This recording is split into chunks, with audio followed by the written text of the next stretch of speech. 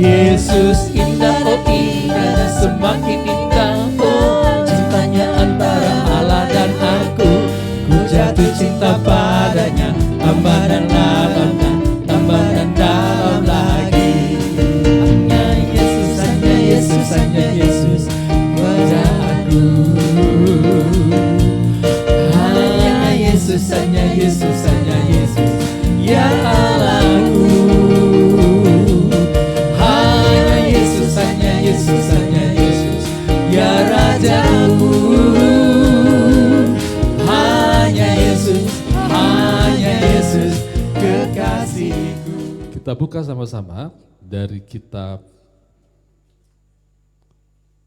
Markus 4 dengan judul perikopnya perumpamaan tentang benih yang tumbuh. Lalu kata Yesus, beginilah hal kerajaan Allah itu, seumpama orang yang menabur benih di tanah. Lalu pada malam hari ia tidur dan pada siang hari ia bangun, benih itu mengeluarkan tunas dan tunas itu makin tinggi. Bagaimana terjadinya tidak diketahui orang itu. Bumi dengan sendirinya mengeluarkan buah, mula-mula tangkainya, lalu bulirnya, kemudian butir-butir yang penuh isinya dalam bulir. Apabila buah itu sudah cukup masak, orang itu segera menyabit, sebab musim menuai sudah tiba. Nah, Bapak Ibu Saudara, kita akan belajar sama-sama bagaimana menuai firman Tuhan, karena firman Tuhan itu janjinya banyak sekali ya. Banyak sekali janjinya tentang kesembuhan, tentang kelimpahan kita, tentang pertolongan kita. Nah, ini adalah salah satu perikop yang mengajarkan bagaimana cara menuai. Di situ dikatakan bahwa setelah buahnya cukup masak, orang itu segera menyabit. Jadi kalau buahnya belum masak, jangan disabit dulu. Banyak dari kita anak-anak Tuhan yang megang janji firman Tuhan, lalu aku punya janji firman Tuhan tentang kesembuhan, tentang kelimpahan, tentang pekerjaanku. Lalu aku mulai mempercayainya. Belum ada buahnya, sudah disabit, ya, sudah dituai. Misalnya buahnya itu tidak sesuai dengan benihnya. Terus dia bilang begini, ini yang kehendak Tuhan cuma ini. Terus dia menuai dan mengucap syukur. Itu rugi saudara ya, tunggu buahnya betul-betul muncul, baru kita tuai. Nah, untuk memperjelas apa yang dimaksud buah, ya, bisa banyak pengertian, bisa buah roh, bisa buah apa, tapi Alkitab juga cerita soal buah itu. Yohanes pasal 15, Yohanes 15 ayat yang ke-7. Jikalau kamu tinggal di dalam aku dan firmanku, nah firman ini adalah benih yang diceritakan di Markus pasal 4, firmanku tinggal di dalam kamu, tinggal di hati kita, mintalah apa saja yang kamu kehendaki dan kamu akan menerimanya. Ayat 8, dalam hal inilah Bapakku dipermuliakan, yaitu jika kamu berbuah banyak, perhatikan itu muncul lagi kata buah, konteksnya adalah mendapat jawaban doa. Jika kamu berbuah banyak atau kamu menuai dari apa yang kamu minta, dan menuainya banyak ya, dengan demikian kamu adalah murid-muridku. Jadi tidak salah kalau saya katakan yang dimaksud buah itu salah satunya adalah jawaban doa. Bisa juga attitude atau karakter, tapi jawaban doa adalah yang dibicarakan di dalam konteks ini. Jadi Bapak Ibu Saudara, kita punya banyak janji Tuhan, kita harus berani mempercayai, dan pada akhir-akhir ini banyak sekali orang, khususnya mereka yang tidak mengerti benih firman Tuhan, berusaha mengacaukan itu sehingga anak-anak Tuhan hanya jadi penonton dari janji-janji Allah dan tidak mengalaminya. Ambil contoh saja, satu contoh misalnya Amsal pasal 23, Amsal pasal 23 ayat 1. Bila engkau duduk makan dengan seorang pembesar, perhatikan baik-baik apa yang ada di depanmu. Ya, konteksnya apa? Nasihat Amsal, kita duduk sama seorang pembesar. Perhatikan ya, apa yang di depanmu. Lalu lanjut ayat 2. Taruhlah sebuah pisau di lehermu bila besar nafsumu. Ayat 3. Jangan ingin akan makanannya yang lezat, itu adalah hidangan yang menipu. Nah, ini ceritanya begini, kita duduk di depan orang pembesar, kita kagum sama orang besar itu. Makanannya wah luar biasa. Lalu kita menginginkan seperti itu. Kita punya nafsu makan yang besar. Amsal bilang hati-hati. Hati-hati, karena nanti kita bisa jadi kita ingin seperti orang yang ngajak kita makan. Nanti kalau kita teruskan ayat ini bilang seperti di pikiran orang demikian orang itu. Jadi kita bisa tertipu dengan makanan itu seolah-olah ini sesuatu yang pasti, ini sesuatu yang memberkati kita. Lanjut, ayat 4. Jangan bersusah payah untuk menjadi kaya, tinggalkan niatmu. Tuh dia. Kemudian ayat 5, kalau engkau mengamat-ngamatinya, lenyaplah ia, karena tiba-tiba ia bersayap lalu terbang ke angkasa seperti Raja Wali. Ini sekarang banyak terjadi ya, saudara. Di medsos kita bisa nonton banyak orang flexing kekayaan. Lalu kita mengamat-ngamati, aku pingin seperti itu, aku ingin kaya seperti itu. Lupakan, kata firman Tuhan. Konteksnya apa? Kita melihat orang, lalu kita berharap kepada sesuatu yang tidak pasti, lalu kita ingin seperti itu dengan sesuatu yang tidak pasti, itu tinggalkan. Sekarang pertanyaannya, anak Tuhan boleh kaya enggak? Tuhan ingin kita semua kaya.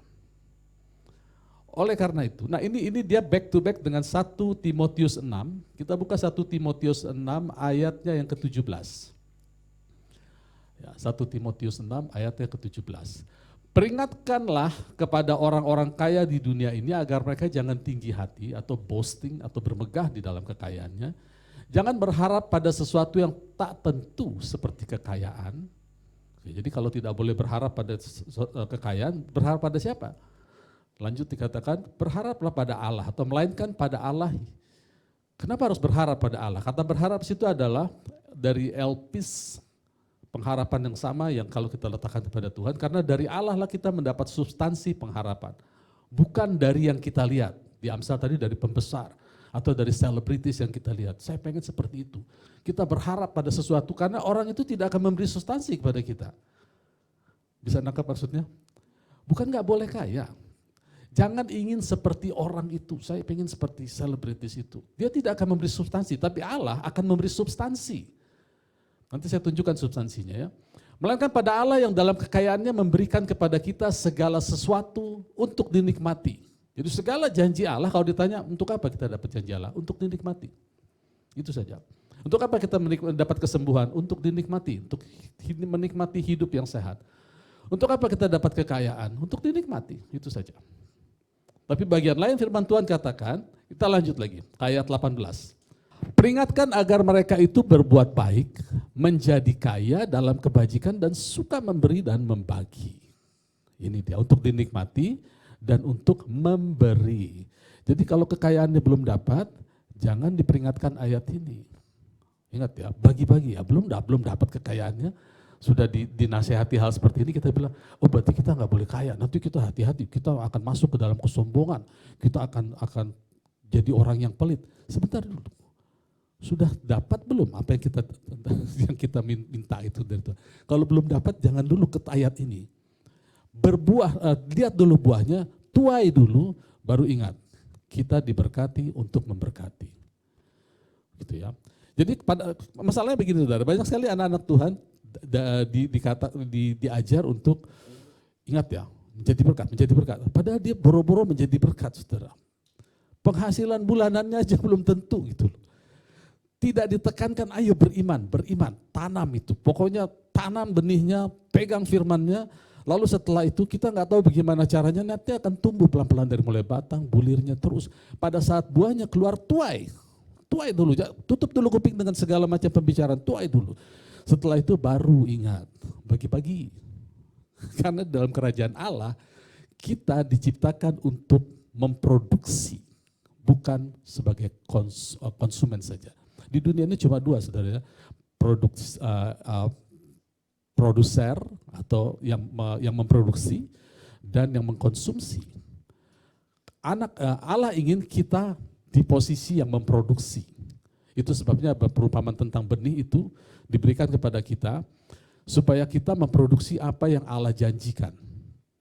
Termasuk kelimpahan. Ini agak sensitif ngomong kelimpahan karena sekarang udah banyak serangan kepada hamba Tuhan mengenai hidup dalam hedonisme. Ya, bermewah-mewah. Memang ada anak hamba Tuhan, kita harus akui yang kurang hikmat, saudara ya. Pamer kemewahan, lalu dibilang mengalaskan itu pada firman-firman Tuhan. Mereka berdiri di negara-negara besar lalu bilang, di belakang saya adalah begini. Tuhan itu baik. Lalu netizen bilang, hey bro, untuk menikmati Tuhan baik gak usah sampai ke negara itu deh kayaknya. Di sini juga banyak kok gitu. Artinya menjadi confused, orang menjadi debat hal-hal yang gak penting, saudara. Padahal ya memang Tuhan ingin kita menikmati kekayaan itu. Semua diberikan kepada kita untuk dinikmati. Terus kalau dibilang anak-anak Tuhan gak boleh kaya, terus yang boleh kaya siapa? Itu yang produser film porno, produser yang jual beli narkoba itu yang boleh kaya. Kita nggak boleh. Sementara bumi ini milik Bapak kita. Kan begitu jadinya. Seolah-olah makin miskin makin kudus kita. Tidak, saudara. Itu sebabnya kita harus berani meminta sampai itu keluar bermanifestasi, baru kita acting, kita menuai, kita acting. Jangan pernah berhenti, saudara. Sekarang ini banyak sekali kita anak-anak Tuhan ditekan untuk pada posisi yang tidak memiliki, konsumen, diatur oleh bumi ini, padahal harusnya kita yang memproduksi. Jadi ada hamba Tuhan mengatakan begini, kalau sampai kita mengalami kesusahan dalam hidup kita, sakit penyakit yang tidak sembuh, masalahnya cuma satu, kita tidak produktif. Cuma itu masalahnya. Produktif dalam hal apa Pak? Dalam mengembangkan firman Tuhan di dalam hati kita. Sekali kita masuk, kita belajar tekun seperti yang diajarkan Pak Wagem, mengucapkan terus ngomong di depan kaca, itu adalah proses yang tidak bisa kita hindari, tidak boleh saudara. Itu wajib kita lakukan. Karena kita ini diciptakan segambar dan serupa. Ya, segambar dan serupa, kata serupa adalah likeness. Pada waktu manusia jatuh, gambar Allah ada di manusia, tapi likeness-nya tidak ada. Likeness itu adalah kemuliaan, cara bicaranya. Ya, makanya di Roma 3 ayat 23 dikatakan, semua manusia sudah jatuh dalam dosa, kehilangan atau kekurangan kemuliaan Allah. Tapi gambar Allah hilangkah? Tidak. Kemuliaannya hilang. Bagaimana Allah mengembalikan kemuliaan? Nah di tempat ini saya sudah sering membagikan bahwa kemuliaan dan kasih karunia selalu bersama-sama datangnya. Tidak pernah berpisah. Waktu Musa minta kasih karunia, Tuhan katakan, aku akan beri kasih karunia dan kemuliaan. Kemudian belumnya Musa minta, tunjukkan kemuliaanmu, aku akan tunjukkan kemuliaanmu dan kasih karunia. Selalu bersamaan. Roma pasal 5 dikatakan, kita masuk dalam kasih karunia dan bermegah dalam kemuliaan. Nah sekarang apa itu kasih karunia? Kasih karunia adalah kita duduk bergaul dengan Allah, duduk dalam damai sejahtera Allah, hidup dalam damai sejahtera Allah, untuk menerima kemuliaan yang kurang itu. Sehingga pada waktu kita diajar Allah, Allah menitipkan perkataannya kepada kita, sehingga kita mengeluarkan perkataan yang sama dengan Allah, sehingga the likeness of God atau kemuliaan Allah keluar lagi. Sekarang kita kembali segambar dan serupa dengan Allah. Jadi kalau kita bilang kita beriman, tapi perkataan kita tidak sama dengan firman, kita tetap tidak hidup dalam kemuliaan. Tidak, hanya tahu soal kemuliaan. Kita ada di bawah pengajaran iman, tapi perkataan kita tidak sama dengan iman. Kita tidak hidup dalam kemuliaan. Bahkan Alkitab mengatakan pahlawan-pahlawan iman itu mereka mati di dalam iman. Pernah baca itu? Orang benar hidup oleh iman. Jadi jangan sampai kita mati di dalam iman. Hidup oleh iman. Sampai kapan? Sampai puas. Alkitab bilang begitu ya, bukan saya yang bilang. Kita hidup, orang benar hidup oleh iman. Pahlawan iman mati di dalam, mereka semua mati di dalam iman. Kita jangan sampai mati dalam iman. Mati sudah pasti, saudara ya. Tapi jangan sampai kita mati sebelum waktunya, meninggal sebelum waktunya. Sekarang kita bisa belajar bagaimana Tuhan memimpin bangsa Israel pada waktu mereka mendapatkan janji Allah melalui Musa. Bagaimana Tuhan ingin menggenapi janjinya, kita pelajari dulu supaya kita tahu bagaimana cara menuai ya. Kita buka Ulangan pasal 11. Ayat 10. Oke, sebelum di flash itu, ya ayat 10 mulai, tapi sebelum di flash saya mau cerita gini dulu saudara. Bangsa Israel keluar dari Mesir dipimpin oleh Musa, tahu ya. Tapi untuk masuk ke dalam tanah perjanjian yang adalah gambaran Kristus dipimpin oleh Yosua. Musa fail. Musa adalah gambaran dari otoritas. Dengan tangan yang teracung, dia tarik bangsa Israel keluar. Firaun tidak bisa melawan, otoritas. Yosua adalah lambang dari power. Dia berperang. Apa dasarnya perang? Otoritas yang dari Musa. Mereka berperang berdasarkan firman yang dibawa oleh Musa kepada bangsa Israel. Jadi untuk bangsa Israel keluar dari tanah Mesir, masuk ke tanah perjanjian itu memakai otoritas dan power. Nggak boleh pincang ini saudara. Sekarang Tuhan Yesus datang, Lukas pasal 4 ayat 36.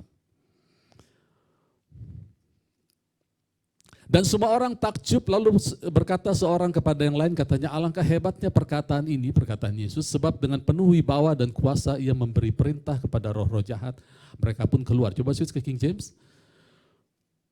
King James bilang begini, and they were all amazed and spake among themselves, saying, what a word is this? Apa perkataan hebat ini?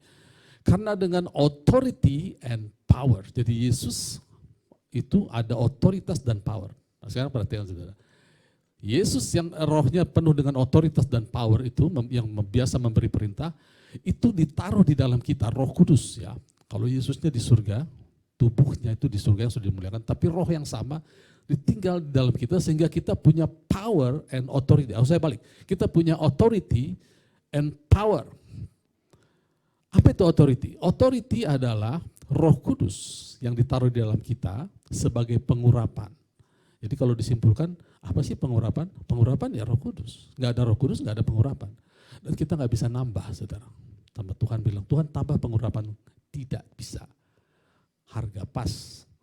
Itu sudah diberikan kepada kita, full kekayaan Kristus ditaruh. Jadi kita mendapat pengurapan bukan ditumpang tangan lalu jatuh, tumpang tangan jatuh.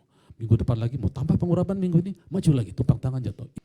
Karena pengurapan itu adalah Roh Kudus di dalam kita. Makanya kita bilang Roh Kudus tinggal tetap, dia akan mengajar segala sesuatu. Di bagian lain, roh pengurapan tinggal tetap, dia akan mengajar sesuatu. Artinya pengurapan adalah Roh Kudus. Kita semua punya pengurapan yang powerful. Tapi pertanyaannya, kok powernya nggak keluar, kok beda-beda powernya Pak? Ada yang 5 watt, ada yang 10 watt, ada yang 2000 watt. Ini masalahnya di mana ini? Nah itulah kita baca di Ulangan pasal 10. Ya. Jadi clear ya, kita semua mau dari denominasi apapun asal sudah terima Kristus, selama dia sudah terima Tuhan Yesus, pengurapannya itu lebih dahsyat dari nuklir. Dahsyat sekali, karena Roh Kudus adalah dahsyat. Jadi nggak usah khawatir soal pengurapan, sekarang kita mau bicara soal power. Supaya kita nggak dibilang, anak Tuhan miskin-miskin aja katanya, enak aja. Bumi milik Bapak kita kok, cuma caranya harus benar. Caranya ya, yang kita lihat itu bukan kekayaannya, Allahnya. Ya. Oke. Ulangan pasal 10 ayat 10. Sebab negeri kemana engkau masuk untuk mendudukinya bukanlah negeri seperti tanah Mesir yang dari mana engkau keluar, yang setelah ditabur dengan benih harus kau airi dengan jerih payah seakan-akan kebun sayur, seperti kebun sayur. Jadi negeri yang akan Tuhan bawa orang Israel ke dalamnya adalah negeri yang beda, spesial. Lalu ayat 11. Tetapi negeri kemana engkau pergi untuk mendudukinya adalah negeri yang bergunung-gunung, berlembah-lembah, mendapat air sebanyak hujan yang turun dari langit. Perhatikan kata hujan garis bawahi, ini kata kunci. Suatu negeri yang dipelihara oleh Tuhan, ayat 12, Allahmu, mata Tuhan Allahmu tetap mengawasinya dari awal sampai akhir tahun. Jika engkau sungguh-sungguh mendengar perintah yang kusampaikan kepadamu hari ini, sehingga kamu mengasihi Tuhan Allahmu, beribadah kepadanya dengan segenap hatimu dan dengan segenap jiwamu. Ayat 14, maka ia akan memberikan hujan untuk tanahmu pada masanya. Kapan itu diberikan hujan? Jika kita beribadah dan kita menyimpan firman-Nya, bergaul dengan firman-Nya. Hujan itu ada hujan awal dan ada hujan akhir. Sehingga engkau dapat mengumpulkan gandummu, rotimu, anggur, itu darah Yesus atau kekudusan kita, dan minyakmu itulah pengurapan. Jadi kalau dibilang, Pak saya mau ibadah di mana aja sama Pak, sama. Tuhan kita sama, Alkitab kita sama, hati kita sama, hati yang baru. Terus yang beda apa? Pengajarannya, hujannya. Di tempat hujan yang penuh dengan pengajaran yang penuh pewahyuan, hujannya hujan lebat, hujan pada musimnya. Kalau sekarang musim penyakit, maka hujan kesembuhan akan ada. Kalau sekarang musim musim pancaklik, maka hujan kelimpahan akan Tuhan beri melalui nabi-nabinya 5 jawatan ini. Tapi ada beberapa daerah yang hujannya gerimis, saudara. Mereka mencekik janji firman Tuhan. Lalu dikatakan hati-hati, jangan kamu mau jadi kaya. Kamu akan begono begini, begono. Itu hujan gerimis, saudara. Lihat konteksnya, pada saat kita dikatakan, Ulangan 8 ayat 18. Boleh nggak kita berlimpah hidup? Ulangan 8 ayat 18 bilang begini. Tetapi haruslah engkau ingat kepada Tuhan Allahmu sebab dialah yang memberikan kepadamu kekuatan untuk memperoleh kekayaan, garis bawah itu, kekuatan untuk memperoleh kekayaan, ada maksudnya untuk meneguhkan perjanjian yang diikrarkan dengan sumpah kepada nenek moyangmu seperti sekarang ini. Tuhan memberikan kita power, kekuatan. Lalu Amsal berapa itu? Berkat Tuhan yang menjadikan orang kaya. Amsal 10 ayat berapa itu? Lupa saya, 22. Amsal 10, 22. Berkat Tuhanlah yang menjadikan kaya. Tadi dibilang apa? Kekuatan Tuhanlah yang menjadikan kita. Sekarang berkat Tuhan menjadikan kaya, susah payah tidak menambahinya. Yang menjadikan kaya menurut 2 ayat itu adalah pertama berkat Tuhan dan kedua kekuatan Tuhan. Artinya berkat Tuhan itu adalah power. Betul, jadi jangan terjemahkan berkat itu rumah, mobil, segala macam, power. Tuhan nggak pernah kasih kita kekayaan, dia kasih kita kekuatan. Jadi kalau kita bilang, kemudian ada lagi ayat lain mengatakan, engkau akan diberikan kekuatan atau power untuk menjadi anak Allah. Yohanes 1 ayat 12. Mereka yang percaya mereka akan diberikan kekuatan untuk menjadi anak Allah. Sekarang boleh nggak kita bilang gini, Tuhan aku punya kekuatan. Dan aku ingin mengumpulkan kekayaan untuk memberkati orang banyak. Bagi-bagikan, aku diberkati untuk memberkati. Boleh. Harus, karena itu janji Tuhan. Jadi bangun pagi, bagaimana praktisnya? Seperti prinsip kerajaan surga tadi, bangun pagi, katakan aku diberkati, aku tidak akan kekurangan. Terus ini bicara saudara ya, supaya gambar dan rupa Allah itu ada di dalam kita setiap hari. Dan mulai kita bangun sampai kita tidur, terus bicara. Jangan berhenti bicara. Jangan berhenti, kalau kita berhenti nanti kemuliaan Allah lagi kurang lagi. Gitu. Gambarnya ada, kita jadi orang baik tapi nggak bersuara. Gitu kan. Bicara, aku punya power, aku ingin mengumpulkan kekuatan. Gimana caranya nggak tahu Tuhan. Yang aku tahu adalah Tuhan di dalamku, Tuhan adalah hikmatku, aku ingin mengumpulkan kekayaan. Sekarang aku punya pekerjaan seperti ini, aku memberkati pekerjaanku, aku harus berhasil. Anak-anak yang sekolah, aku sekarang sekolah seperti ini. Aku punya power sebagai anak Allah, aku punya power untuk mengumpulkan kekuatan. Dan aku tahu aku hidup di bawah kemurahan Allah. Coba kita buka Nehemia 9 ayat 26. Apa akibat hidup di bawah kemurahan Allah? Ya, Nehemia 9 ayat 25. Ini latar belakangnya gini ya, karena kita cuma baca satu ayat, latar belakangnya begini. Tuhan tuh begitu baik kepada bangsa Israel. Waktu bangsa itu memberontak, Tuhan tetap sayang. Waktu bangsa itu memberontak, menyembah lembu, Tuhan tidak tarik tiang api dan tiang awan. Terus begitu bangsa itu berbalik, Tuhan memberkati terus. Nah ini salah satu bagiannya. Mereka, orang-orang Israel itu merebut-rebut kota berkubu, tanah yang subur. Mereka merampas rumah-rumah yang penuh berisi berbagai-bagai barang baik. Lanjut, tempat-tempat air pahatan, kebun-kebun anggur, kebun-kebun zaitun, pohon buah-buahan dalam jumlah yang sangat banyak. Mereka makan, menjadi kenyang dan gemuk. Mereka hidup mewah karena kebaikan-Mu yang besar. Boleh nggak kita hidup mewah? Boleh kalau kita berpandangan pada kebaikan Tuhan. Kebaikan Tuhan atau favor itu adalah perkataan berkat yang diucapkan oleh Allah. The spoken word of the favor of God, itu bahasa Inggrisnya. Jadi perkataan kebaikan yang diucapkan kepada kita lalu kita ucapkan lagi, itu favor. Itu membuat bangsa Israel itu hidup mewah. Dulu. Kalau pernah terjadi seperti ini, maka kepada gereja Tuhan bisa terjadi dan itu menjadi milik kita. Ini salah satu pengurapan atau firman Allah, atau ini kan perkataan Roh Kudus ya, yang tinggal di dalam kita. Kapan dia keluar kita mengalami kemewahan dalam kemurahan Tuhan? Ketika kita mengucapkan ini terus. Terima kasih Tuhan, aku hidup mewah di dalam Engkau karena kemurahan-Mu. Bukan karena aku melihat siap pembesar itu aku makan, wah enak sekali Tuhan aku makan di depan pembesar itu, makanannya mewah aku sampai nafsuku besar. Tapi firman Tuhan bilang taruh pisau, jangan ingin seperti dia. Karena itu gak pasti dari mana dia dapat. Kalau ini pasti janjinya Tuhan, Bapa kita yang janji, kenapa kita gak berani minta? Di Roma pasal 2 ayat berapa ya, ada lagi soal kemurahan. Kita harus gabungkan ini semua saudara, makanya kita pegang kebenaran, itu tidak pegang satu kebenaran, sudah pegang yang komplit. Ya. Roma pasal 2 ayat 4. Maukah engkau menganggap sepi kekayaan kemurahannya? Banyak orang menganggap sepi karena ditakut-takuti. Hati-hati loh, itu segala macam lah. Dia jadi takut saudara untuk menikmati janji Tuhan. Maukah engkau menganggap sepi kemurahan, kesabaran, kelapangan hatinya? Tidak tahukah engkau bahwa maksud kemurahan Allah selain membuat kita hidup mewah, juga menuntun kita kepada pertobatan, metanoia. Dan Tuhan tadi katakan, saya balik ke Ulangan pasal 11, Tuhan katakan aku akan berikan hujan pada musimnya, hujan pada musimnya. Orang bilang, gak apa-apa pindah-pindah gereja, gak apa-apa. Saya tidak menghakimi gereja saudara, perhatikan hujannya saudara. Lebatkan hujan di atas kepala kita. Hormati pemimpin kita, cari yang lebat. Karena yang rugi kita kalau kita biarkan kita hidup di bawah hujan gerimis. Gitu. Yang pewahyuannya nggak full. Ya, orang kan sekarang bebas milih mau kemana aja. Kayak kami juga dulu gitu bebas gitu. Tapi kami dan kita pengurus semua, saya percaya karena saya udah ngobrol sama mereka semua, kita punya attitude yang sama, cari pengajaran. Sekalipun pada zaman dulu kita nggak punya pengajaran-pengajaran yang katakanlah seperti di tempat ini. Sangat jarang. Ada, tapi sangat jarang. Ada mungkin jauh. Maka dulu dimulai dari saya dan Pak Wagem untuk membuka di Cibubur. Membukakan pelayanan dengan hujan lebat, gak gerimis. Supaya apa? Supaya kita menikmati semua janji Tuhan. Jadi janji Tuhan adalah ya dan amin. Jangan pernah diragukan kemurahan Tuhan itu untuk kita bermetanoia. Kalau orang dunia bisa berkelimpahan, Tuhan ingin kita berkelimpahan. Tapi lagi-lagi dasarnya apa? Allah atau sesuatu yang gak pasti.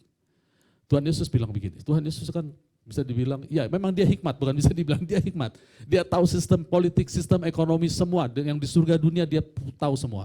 Tapi dia simpulkan begini, di dunia ini cuma ada 2 penguasa. Apa artinya penguasa atau tuan? Hanya 2, iblis gak masuk di sini. Iblis gak masuk di radarnya Tuhan Yesus. Yang satu Allah, yang satu Mamon. Kita nggak bisa tolak ini. Kita sibuk nengking iblis, padahal sebetulnya Mamon yang berbuat sebuah itu. Motivasi kita Mamon. Padahal Tuhan ingin Mamon menjadi hamba kita. Kita tidak menjadi konsumen, diatur oleh Mamon. Kalau istilahnya Bill Winston hanya sekedar jadi orang yang diatur oleh sistem yang di mana mereka menggaji kita. Bukan itu ya, bukan hal yang jelek ya. Kita semua mulai dari orang gajian kok. Saya juga dari orang gajian. Tapi Tuhan ingin lebih dari itu, kita berproduksi. Sudah dikasih sarananya, benih dan firman Tuhan. Hanya 2, Allah dan Mamon. Apa itu Tuhan? Tuhan adalah mereka yang mendrive kita. Seorang murid itu hanya bisa didrive oleh perkataan Tuhan. Dia bahkan Tuhan Yesus kasih perumpamaan agak keras. Kalau engkau tidak membenci ayahmu, ibumu, keluargamu, kau tidak layak menjadi muridku. Bayangin tuh. Bukan berarti kita harus membenci orang tua, kan kita harus menghormati orang tua. Artinya kasih kita harus lebih kepada Allah daripada yang lain. Tidak ada yang bisa mendrive kita selain firman Allah. Itu baru murid. Ya. Jadi Mamon tidak bisa. Nah, Tuhan ingin kita masuk di dalam semua janji-janji karena Mamon tidak kasih kepastian. Ya. Tapi Allah selalu kasih kepastian. Seringkali pengajaran yang muncul dari mimbar itu membuat Allah menjadi figur yang unpredictable. Gak bisa diduga, kadang-kadang baik, kadang-kadang jahat. Beberapa waktu lalu kami ngobrol-ngobrol gitu ya. Saya juga jadi teringat, seringkali Allah tuh menjadi figur yang dipojokkan pada saat kita mengobrol-ngobrol gitu. Terutama pada saat ada kedukaan. Misalnya ada saudara kita yang sakit, lama sekali ya, dirawat oleh dokter, terus semua mendoakan, jemaat mendoakan, rekan-rekan saudara mendoakan semua, dokter semua kasih atensi yang full gitu ya, obat-obatan yang terbaik, tiba-tiba dia harus pulang ke surga karena tubuhnya sudah tidak bisa lagi menahan.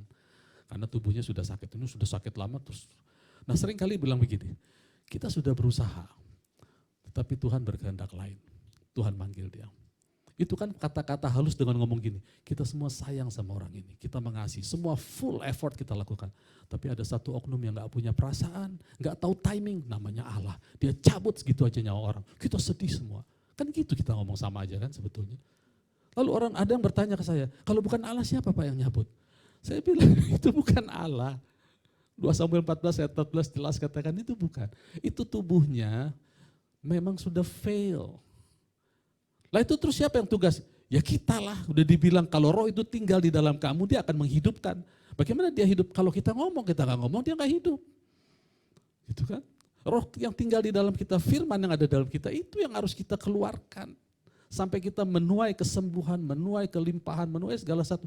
Kalau kita diam ya kita bisu. Apalagi diajarin disuruh diam. Hujannya gerimis gitu ya di pengajaran. Udahlah, nggak usah terlalu berusaha, nggak usah neko-neko hidup. Yang penting jaga mulut, jaga sikap, jangan ganggu tetangga, jangan ganggu kucing kita, jangan ganggu binatang piaraan tetangga. Hidup baik-baik aja. Tuhan kasih yang terbaik. Siapa bilang? Nggak bisa, saudara. Kan ada pengajaran yang lebih mengerikan. Tidak penting kasih kita kepada Tuhan. It doesn't really matter. What matter is the love of God. Gitu bahasa Inggris gitu ya. Yang menjadi penting adalah kasih Allah kepada kita, bukan kasih kita kepada Allah. Itu sudah error. Udah dibilang barang siapa menyimpan firman-Ku, dia yang mengasihi aku. Kalau nggak nyimpan firman, dia tidak mengasihi.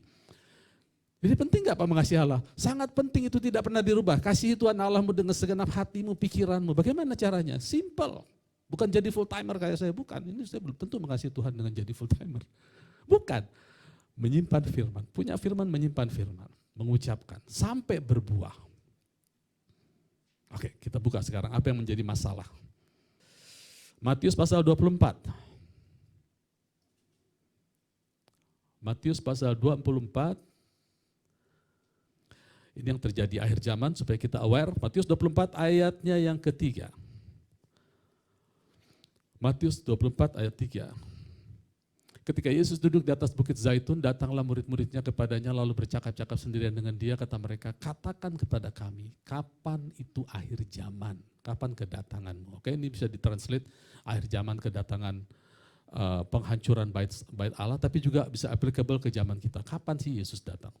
Terus lanjut, ayat 4. Jawab Yesus kepada mereka, waspadalah supaya jangan ada orang yang menyesatkan kamu.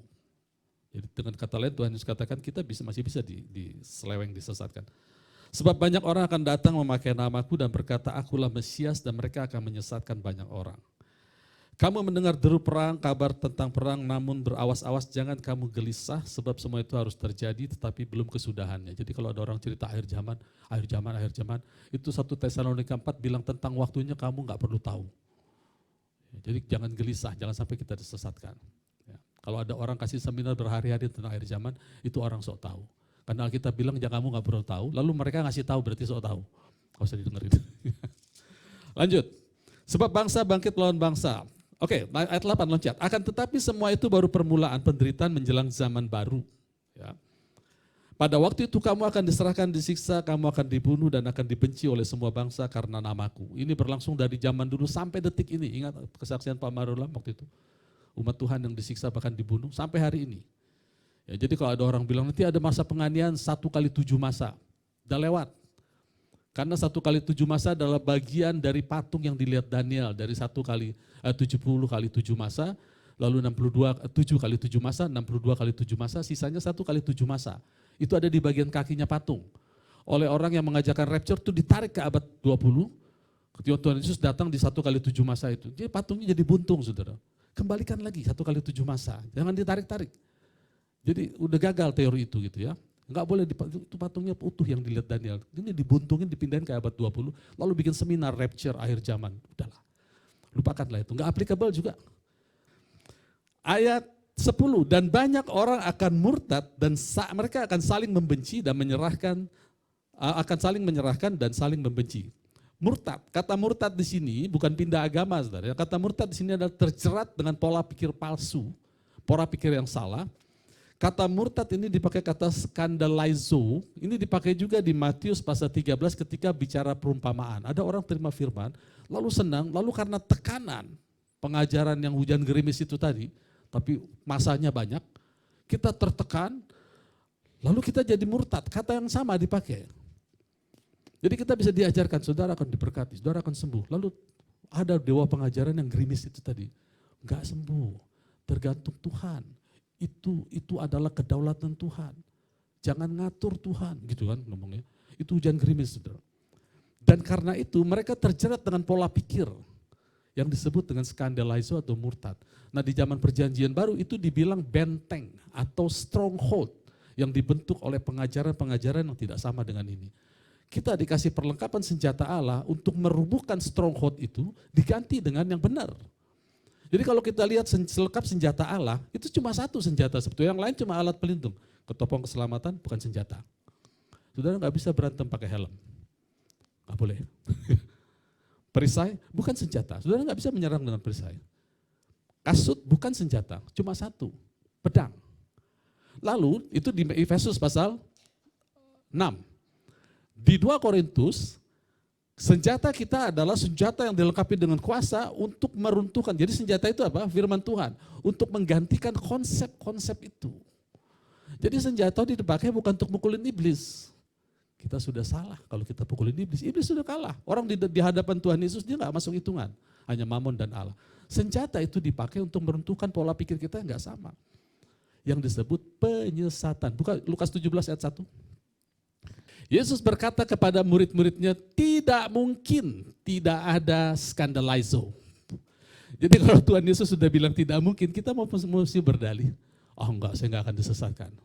Itu sebabnya semuanya tergantung kepada kita. Pergaulan kita dengan firman Tuhan akan menghadang penyesatan yang ditawarkan kepada kita. Jadi kalau Tuhan Yesus sudah bilang tidak mungkin, sebaiknya kita nurut, saudara. Bahwa akan ada penyesatan, tapi celaka orang yang mengadakan skandalizo.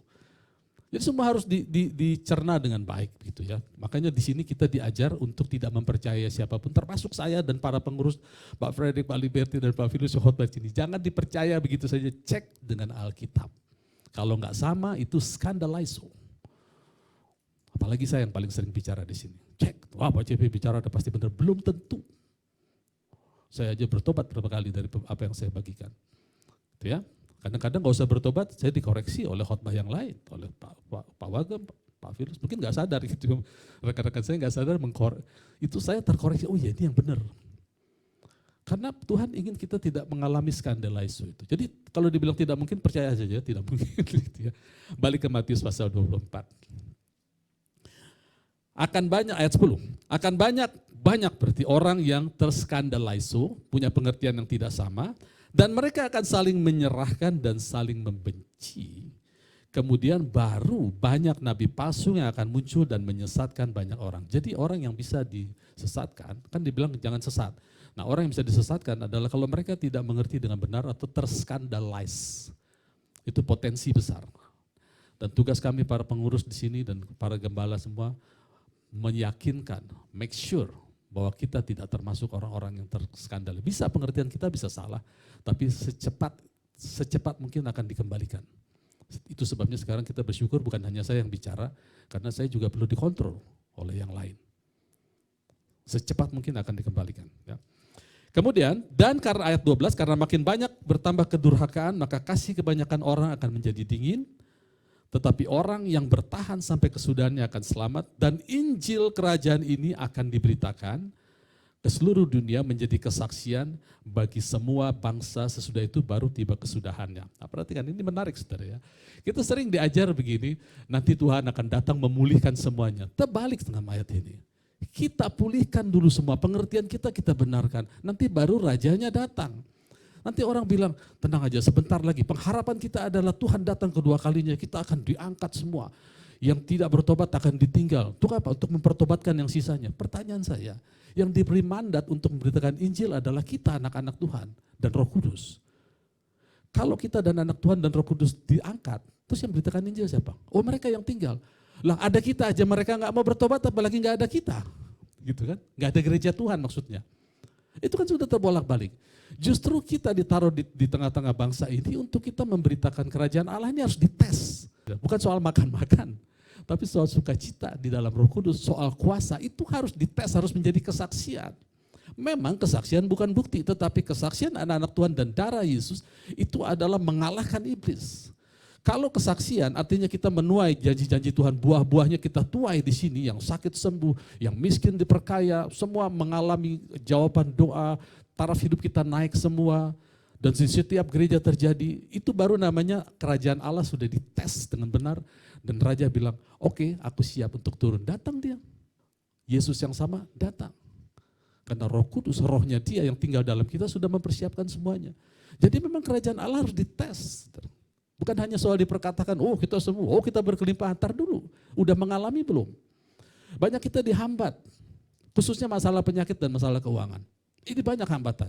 Ada orang sakit, belum sembuh udah bilang, gak usah khawatir, kalaupun meninggal masuk surga. Bukan soal masuk surga atau tidak masuk surga. Ini buahnya adalah sembuh, aku mau sembuh. Kalau ada orang kekurangan gak usah khawatir, walaupun miskin Tuhan sayang. Bukan soal sayang tidak sayang saudara. Harus muncul kelimpahan itu supaya bukan untuk dinikmati, untuk kita memberkati banyak orang. Ingat, dalam kerajaan Allah itu semua produsen, tidak ada konsumen. Kita bisa mulai dari konsumen, tapi ending atau berakhir dengan produsen. Semua kita belajar, termasuk yang lagi bicara. Amin. Semangat. Pasti terjadi dalam hidup kita. Kesembuhan, kelimpahan pasti terjadi. Ku percaya bukan karena melihat, namun karena firman-Mu tiada pernah berubah. Sebab ku percaya bukan karena melihat, namun karena firman-Mu yang selalu digenapi di hidupku. Ku percaya